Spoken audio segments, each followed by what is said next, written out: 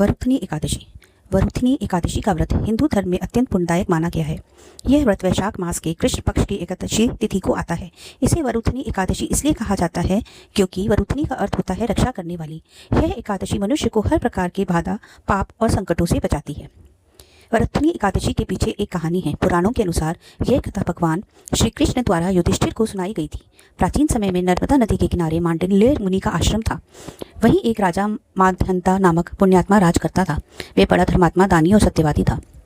परंतु पूर्व जन्म के किसी पाप के कारण एक बार वह जंगल में तपस्या कर रहे थे तो वहां एक जंगली भालू आ गया और उनके पैर चबाने लगा। राजा ने बहुत प्रयास किया पर वे छूट नहीं पाए। अंत में उन्होंने भगवान विष्णु का ध्यान किया। भगवान विष्णु प्रकट हुए और उन्होंने भालू को मार गिराया।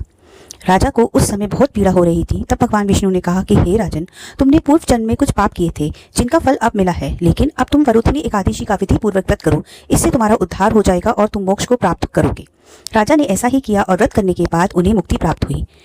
यह व्रत सभी पापों को नष्ट करता है। जो व्यक्ति इस दिन एक समय फलाहार करता है और रात्रि में जागरण करता है, उसे अनेक जन्मों के पापों से मुक्ति मिलती है। यह व्रत कुशलता, सौभाग्य, यश और मोक्ष प्रदान करता है। इस एकादशी पर दान, विशेषकर कन्यादान, वस्त्र, अन्न और धन का दान बहुत पुण्यदायक माना गया है। व्रत करने की विधि। दशमी तिथि की रात को सात्विक भोजन करें और व्रत का संकल्प लें। एकादशी के दिन प्रातः स्नान कर भगवान विष्णु की पूजा करें। तुलसी, पीले फूल, धूप दीप आदि जलाकर भगवान की पूजा करें। दिन भर उपवास करें, रात्रि में जागरण करें और विष्णु सहस्रनाम या कोई विष्णु स्त्रोत का पाठ करें। द्वादशी को ब्राह्मण को भोजन कराकर स्वयं अन्न ग्रहण करें।